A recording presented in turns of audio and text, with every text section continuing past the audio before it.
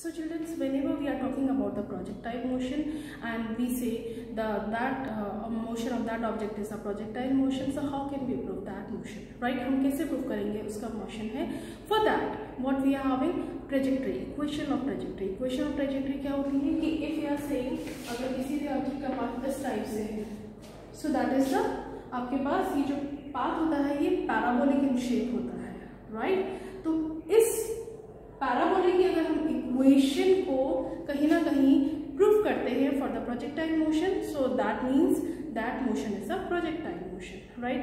For example अगर कोई आपके पास लाइन इक्वेशन है y equals to mx plus C है, राइट? और अगर आपको कोई लाइन प्रूफ करनी है तो आप क्या करेंगे, उसकी इक्वेशन को प्रूफ करेंगे मैथमेटिकली, राइट? और इस इक्वेशन में वैल्यूज प्लेस करेंगे, वैल्यूज को फिट करेंगे, और अगर वो उसमें फिट होती है या उसकी जो जितनी भी कंडीशंस होती हैं उसको फॉलो करती हैं तो आप क्या बोलते हैं, that equation is the line equation, right? Similar ये जो पाथ की शेप होती है पैराबोलिक इन शेप होती है, सो अगर हम पैराबोलिक की इक्वेशन को प्रूफ करें इस पाथ को डिफाइन करने के लिए, दैट मीन्स उसका मीन क्या होगा कि हम क्या प्रूफ कर रहे हैं, उसका जो पाथ है वो मोशन किस टाइप का है, प्रोजेक्टाइल मोशन है, राइट? तो आप सिंपली एक चीज समझिए, अगर कोई भी ऑब्जेक्ट प्रोजेक्टाइल मोशन करता है तो उसके पाथ की शेप पैराबोलिक होती है, राइट? तो अगर हमें उस ऑब्जेक्ट का मोशन प्रोजेक्टाइल प्रूफ करना है तो हमें उसके लिए उसकी इक्वेशन प्रूफ करनी होती है, पैराबोलिक इक्वेशन को सेटिस्फाई करना होता है। सो अगर हम पैराबोलिक इक्वेशन को सेटिस्फाई करते हैं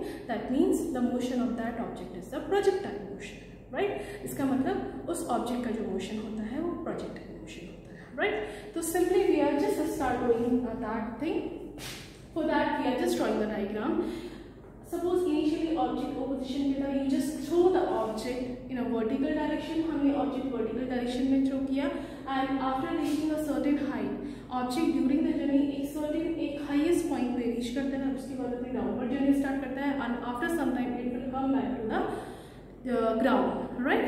So जो path जो shape होती है, जो path की shape होती है, the shape of the path will be like this. उसकी जो पाथ की शेप होगी प्रोजेक्टाइल मोशन के ड्यूरिंग उस ऑब्जेक्ट की किस टाइप से होगी, इस टाइप से होगी, राइट? अब इसके लिए इक्वेशन में क्या प्रूफ करना है, राइट? तो वेरी फर्स्ट थिंग आती है आपके पास, this motion is of the two dimensional motion, because हम टू डायमेंशनल मोशन की बात करें तो जो प्रोजेक्टाइल होता है type of the two dimensional motion होता है। दैट मीन्स ऑब्जेक्ट को जब हम इनिशियल वेलोसिटी यू से थ्रो करते हैं तो ये जो इनिशियल वेलोसिटी यू से थ्रो कर रहे हैं that is not in only one direction, right? Object की इस टाइम पे जो वेलोसिटी है वो एक डायरेक्शन में नहीं है। Why?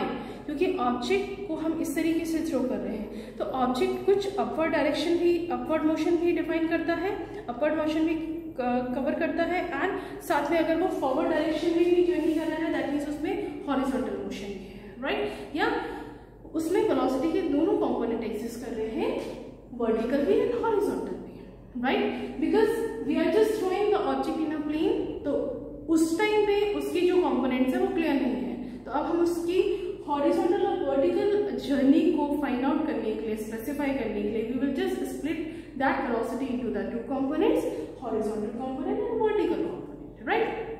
Then we decided that u is splitted into the two component, horizontal and the vertical component. For that what we have done, from u, horizontal is making an angle theta. This is also known as the angle of projection, right? Angle of projection. This theta is known as the angle of projection.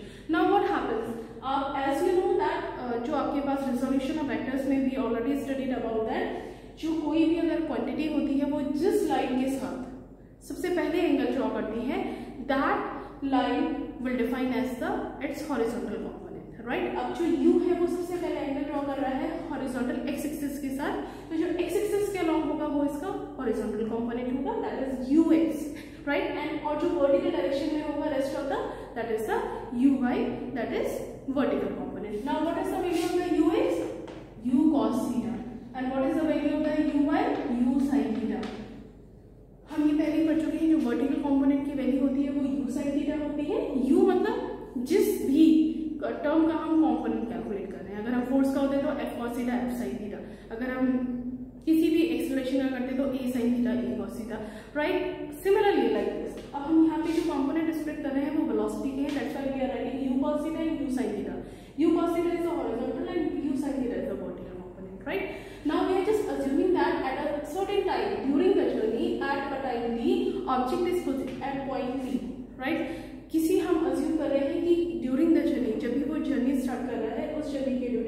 Object है वो किसी point P पे है, right. तो P point को हम कैसे recognise करेंगे? बाय इट्स कोऑर्डिनेट्स, इसके कोऑर्डिनेट्स हम रिकॉग्नाइज करेंगे। तो एक्स वाई प्लेन में मूव कर रहा है तो कोऑर्डिनेट्स भी क्या होंगे आपके पास? You will have the same coordinate like X Y, right. X Y coordinate होंगे, दैट मींस एक्स एक्सिस के अलोंग इसने इस पॉइंट तक एक्स डिस्टेंस ट्रैवल करी है एंड वाई एक्सिस के अलोंग इसने वाई डिस्टेंस ट्रैवल करी है। Now we will just calculate X and Y values, right. X की वैल्यू जब हम कैलकुलेट करते हैं, X for horizontal direction, x is for the horizontal direction, right? So x जब horizontal direction होता है, horizontal direction को represent करता है x. So what does it mean? So how will we calculate the value of the x? By the equation, by the three equations of motion. आपके पास जो 3 equations of motion है उनकी help से हम क्या कर सकते हैं? x और y की वैल्यू कैलकुलेट कर सकते हैं। आपको पता है जो सेकेंड इक्वेशन ऑफ मोशन होती है वो आपको क्या देती है? टाइम, डिस्टेंस, वेलोसिटी के बीच में रिलेशनशिप देती है। दैट मीन्स अगर मुझे x डायरेक्शन के अलोंग वैल्यू कैलकुलेट करनी है कि x डायरेक्शन में ये कितना मूव हुआ, राइट, ये इसकी वेलोसिटी थी, इतना टाइम था तो कितना मूव हुआ, तो मैं second equation of motion apply करूंगी, s equals to ut plus half at square. Similarly अगर मुझे y वर्टिकल डायरेक्शन के अलोंग उसकी डिस्टेंस ट्रैवल कैलकुलेट करनी है तो मैं फिर से वही अप्लाई करूंगी second equation of motion, but उसमें उसके वर्टिकल कंपोनेंट्स प्लेस करेंगे, राइट। तो अगर मुझे x डायरेक्शन के अलोंग हॉरिजॉन्टल डायरेक्शन के अलोंग डिस्टेंस ट्रैवल कैलकुलेट करनी है तो मैं इस equation second equation of motion का यूज करके मैं क्या करूंगी? इसके हॉरिजॉन्टल कंपोनेंट्स की वैल्यू प्लेस करूंगी, right. Similarly for the y direction. Now childrens, आपके पास क्या होगा? जो ये x और y कंपोनेंट है इनकी 2 कंडीशंस हैं। जो x कंपोनेंट होता है दैट मींस ux होता है, ये through out the journey constant रहता है। वेलोसिटी कांस्टेंट है मतलब एक्सेलरेशन कितना है? 0 है। किस डायरेक्शन में? किस डायरेक्शन में? हॉरिजॉन्टल डायरेक्शन में, राइट। अब जो वर्टिकल डायरेक्शन में कंपोनेंट है वो uy है। अब ये जो uy कंपोनेंट होता है ये क्या करता है? Starting of the journey it will decrease, starting of the journey ये डिक्रीज होता है और जब ये जर्नी के हाईएस्ट पॉइंट पे पहुंचता है दैट मींस इस पॉइंट पे पहुंचता है तो uy की वैल्यू कितनी हो जाती है? 0। इस पॉइंट पे uy 0 हो जाता है, right.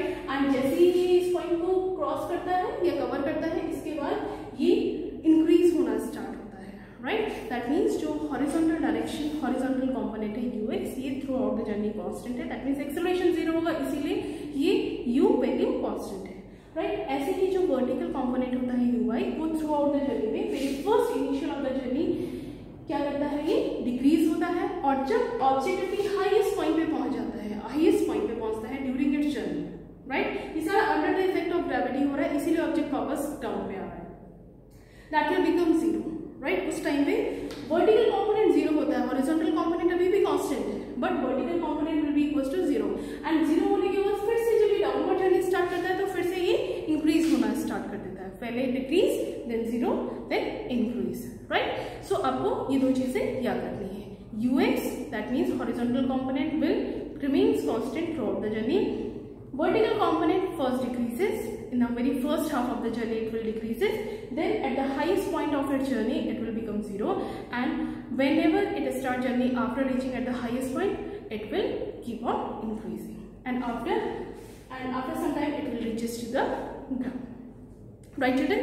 Now on the basis of that things we will just calculate the equation like distance. आपके पास फॉर्मूला होता है ऐसे equals to ut plus half at square, right. इस इक्वेशन को मैं सबसे पहले x एक्सिस के अलोंग प्लेस करूंगी तो x डायरेक्शन के अलोंग जो डिस्टेंस है वो कितनी ट्रैवल करी है? x, right. अब u का जो कंपोनेंट होगा वो कितना होगा? ux, हॉरिजॉन्टल वैल्यू प्लेस कर रहे हैं तो इसके लिए ux कंपोनेंट होगा प्लस हाफ t स्क्वायर, क्योंकि हमें पता है हॉरिजॉन्टल डायरेक्शन के अलोंग जो एक्सेलरेशन है वो 0 है, इसीलिए आपके पास हॉरिजॉन्टल डायरेक्शन के अलोंग वेलोसिटी कांस्टेंट है, राइट। तो यहाँ पे x की वैल्यू 0 होगी, then you will get ux into t and इस पूरी जर्नी को ये जो जर्नी होती है वो t टाइम में ट्रैवल होती है, that's why we are writing है। So we can find out x equals to and what is the value of ux equals to u cos theta, so u cos theta into t, राइट। This is along the horizontal direction. Now similar equation को मैं prove करूंगी for the vertical direction. तो vertical direction में क्या हो जाएगा? ये x हो जाएगा और ये s equals to equation will remain same ut plus half at square. अब इक्वेशन को हम चेंज कैसे करेंगे? तो ये vertical direction के अलावा x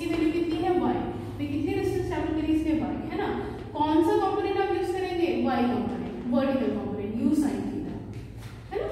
एंड a कितना है आपके पास, जो हम ऑब्जेक्ट को अगेंस्ट अपवर्ड डायरेक्शन में थ्रो करेंगे, that means we are talking about the against gravity, we are just working against gravity, that means ay की वैल्यू कितनी हो जाएगी माइनस g, राइट। अब ये सारी इक्वेशन हम फिर से इस इक्वेशन में प्लेस करेंगे, तो आपके पास जो इक्वेशन मिलेगी आपके पास कितनी हो जाएगी, y equals to u sin theta into d minus half g t square, right. You will get this equation. Now what will we do? Now we will just have the equation y equals to u sin theta into t minus half g t square. Now what will we do? This is the equation number 2. From equation number 1 we will just separate the value of the t. आपके पास हम equation number 1 से क्या करेंगे, t की value separate करेंगे। अब now what will be the t value? x equals to u cos theta into t. So t will be x upon u cos theta. So we will place this value in equation number 2. हम इस value place करेंगे equation number 2 में from equation 1. So y will be equals to u sin theta, and for t we are taking the value from equation number 1, that is x upon u cos theta minus half g x upon u cos theta का whole square, right? Y equals to, this u will be cancelled out, sin theta upon cos theta will be equals to tan theta into x minus half g, and this can be written as x square upon u square cos square theta. Now we will just arrange the equation like tan theta x minus half g u square cos square theta into x square, right? This is y. Now we'll just complete the equation like tx minus qx square equals to y. Now this p is tan theta, this will be treated, and half g upon u square cos square theta is taken as the q. Now this equation is somehow similar to the equation of the parabola. ये आपके पास जो equation finally हमें मिलती है, this equation is similar to the equation of the parabola, resembles to the equation of parabola. That's why finally we can just say that the path followed by the projectile is parabolic in shape, right? And when path followed by projectile, when path followed by any object is parabolic in shape, that means the motion of that object is of the projectile motion, right? क्योंकि यहाँ पे last में जो equation है ये prove हो रही है, और ये किस इक्वेशन को रिजेम्बल करती है, पैराबोलिक इक्वेशन को रिजेम्बल करती है, राइट? तो अगर कोई भी इक्वेशन पैराबोलिक इक्वेशन को रिजेम्बल करती है, दैट मीन्स वो जो ऑब्जेक्ट था जो हमने थ्रो करा था उसका जो पाथ था वो पैराबोलिक इन शेप था. अब पैराबोलिक शेप का जो पाथ होता है वो किस मोशन में होता है, प्रोजेक्टाइल मोशन में होता है. इसका मतलब वो जो ऑब्जेक्ट था वो किस टाइप का मोशन ड्रॉ कर रहा था, प्रोजेक्टाइल मोशन ड्रॉ कर रहा था, right? So this is the one part of the equation, right? And this is also said to be the equation of trajectory, because जो path follow करता है projectile during its motion उसको हम trajectory कहते हैं, that is named as the trajectory, where p and q are the constant, where जो p and q है वो constant values हैं, and x and x square is the variable values, right? So this is the y, thus y is a quadratic function of x, y जो है वो quadratic function है x का, hence trajectory of a projectile is parabola, hence trajectory of the projectile is parabola, right? So we can just, now there are some special cases for the projectile motion. Now what are the special cases? First one is the time of flight. What is time of flight? Time of flight is the total time taken during the journey of the object, right? Time of flight क्या होता है, इस point से जिस point से throw करते हैं, जिस पॉइंट का ऑब्जेक्ट ग्राउंड पे रीच करता है उस पॉइंट तक का जो टोटल टाइम टेकन होता है पहुंचने का, that is told as the time of flight, right? So time of flight, very first thing is the time of flight. अब टाइम ऑफ फ्लाइट आप कैलकुलेट कैसे करते हैं, that is the capital T, right? So time of flight calculate करने के लिए we will use the second equation, like we can have s equals to ut plus half et square right? So whenever we are talking about the half ut or at square, so distance traveled during the motion. Now whenever we are just calculating the time of flight, vertical displacement of the object is 0, क्योंकि आपके पास object आप इस point से throw कर रहे हैं, वापस horizontal पे आ रहा है, तो वर्टिकल डिस्प्लेसमेंट कितना हो गया, 0 हो गया, है ना। एंड यू, भाई आप अपवर्ड थ्रो कर रहे हो तो इसमें जो कंपोनेंट एक्ट करेगा वो u by होगा, u sin theta, and total time taken during the journey, that will be the time of flight, that is capital T, right? And a will be treated as the minus g, right? Now we can just have the value like 0 equals to u sin theta into capital T minus half g t square, right? So g t square half equals to u sin theta into t.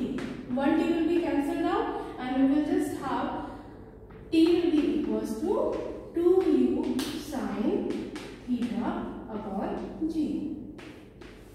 And this is the formula for the time of flight, that is the total time taken during the journey. Total time taken the journey. What we have done, we will just use to calculate the time of flight s equals to ut plus half at square. For that, vertical displacement of the object is 0 whenever we are just calculating the time of flight, because object is finally reaches to the ground. Then during the motion, we will just have the vertical component of the velocity like u sin theta, total time taken during the journey, that is capital T, and acceleration is minus v, because we are just throwing an object against the gravity. When we place all the values, then we will get t equals to 2u sin theta upon g. This is the time of flight. Now the next thing is that the maximum height of the projectile. Now what is the maximum height of the projectile? Just see the diagram. Whenever we are objects started a journey, we throw the object from here to the point this. This is the highest point during its journey, and that is defined as the h max, maximum height, h max, right? So this will be taken as the h max. Now we just have to calculate the value of the h max, right? h क्या है आपके पास, maximum vertical height है during the journey. ये एक ऐसा point होता है जो ग्राउंड से सबसे ज्यादा हाईएस्ट पॉइंट पे होता है during its journey. That mean जो भी ऑब्जेक्ट मोशन करेगा उस टाइम पे ग्राउंड से ये सबसे ज्यादा हाईएस्ट पॉइंट होगा, that's why it is called the maximum height. Now to calculate the maximum height we will just use the third equation of motion, v square equals to u square plus 2as. Now we will just place all the values in the equation, like v square final speed of the object will be equals to 0, right? Initial velocity will equals to the u sin theta whole square minus 2 plus minus g, and for the vertical motion how much height it attains, कितनी height attain करी इसने, s की distance कितनी हो जाएगी, h max, right? We can just write down the value like v equals to 0, u equals to u sin theta, and a equals to minus g, and s equals to h max. Third equation of motion use करी, where final velocity 0 थी, initial velocity में हमने component लिया vertical component, a acceleration due to gravity थी, against gravity object को throw करें, that will be minus g, and s total maximum height कितनी थी during the journey, that is h max, right? So we can just have the equation like 2gh max equals to u squared sin squared theta upon u squared sin squared theta, and h max can be written as u squared sin squared theta upon 2g, and this is the formula for the h max. Sometimes we are having numerical based on these special three formulas: h max, time of flight, and the last is the range. Range means if we are just throwing the object from here and finally it touches to the ground, तो जो आपके पास point of projection है और जहाँ पे object reach कर रहा है उन दोनों के बीच की जो डिस्टेंस होती है दैट इज रेंज। कैसे पता चलता है, हम किसी ऑब्जेक्ट को कितना दूर फेंक रहे हैं, तो जो हम हॉरिजॉन्टल डिस्टेंस कैलकुलेट करते हैं तो हमें रेंज बताती है। भाई सपोज हमने 10 मीटर पे फेंका, किसी ने 15 मीटर पे, तो रेंज किसकी ज़्यादा है, जिसने 15 मीटर पे थ्रो कर रहा है, right? So this tells us about the range. So initial point of projection to the final object reaches to the ground. इन दोनों की जो बीच में डिस्टेंस होती है that is r, right? That is the horizontal range. अब range कैसे calculate करते हैं? How will we calculate the range? To calculate the range, we can just have the value like velocity equals to distance upon time. Simple formula we are having for that. For velocity, whenever we are just calculating the velocity, we will just have u cos theta for the horizontal range, u cos theta, right? Distance कितनी calculate करी, r distance travel करी है और time कितना लिया है, total time taken during the journey, that is t, right? तो आपके पास ये जो फॉर्मूला हो जाएगा r इक्वल्स टू कितना हो जाएगा, u cos theta into t. Now आपके पास ये जो t है ये टाइम ऑफ फ्लाइट है and we are having the formula for that. So you can just place the formula like u cos theta into 2u sin theta upon g. Right? So we can just write down 2 sin theta cos theta into u, right, upon g. 2 sin theta cos theta is the formula for 2 sin a cos a, that is sin 2a. So this will be sin 2 theta and u will remain same, u sin 2 theta upon g. That is the formula for the r. u square, this will become u square. So u square sin 2 theta upon g, this is the formula for the range. Formula हमने range का कैसे calculate करा, velocity equals to distance upon time, velocity थी u cos theta, horizontal component we have taken, distance उसने travel करी total r distance travel करी, that is defined as the range and during the journey कितना time लिया उसने, that is equals to the time of flight, that is capital T. आपने सारी values place करी फॉर्मूले में u cos theta into t and finally we place the formula of the t. आपने क्या करा, t का जो वैल्यू कैलकुलेट किया था हमने मेरी फर्स्ट इक्वेशन में उसे प्लेस कर दिया, that is t 2u sin theta. Equation को इक्वेट करा 2 sin theta cos theta. 2 sin theta cos theta is the formula for the sin 2 theta, right? तो अब यहाँ पे फॉर्मूला प्लेस करते हैं, this will become u square. This will be u square sin 2 theta upon g, right? So this is formula for the horizontal range. So this is the topic for the horizontal projectile motion. This is a very important topic for the exam. In the next lecture, we will discuss some numerical based on this particular topic. For the time, that's all for today. Thank you.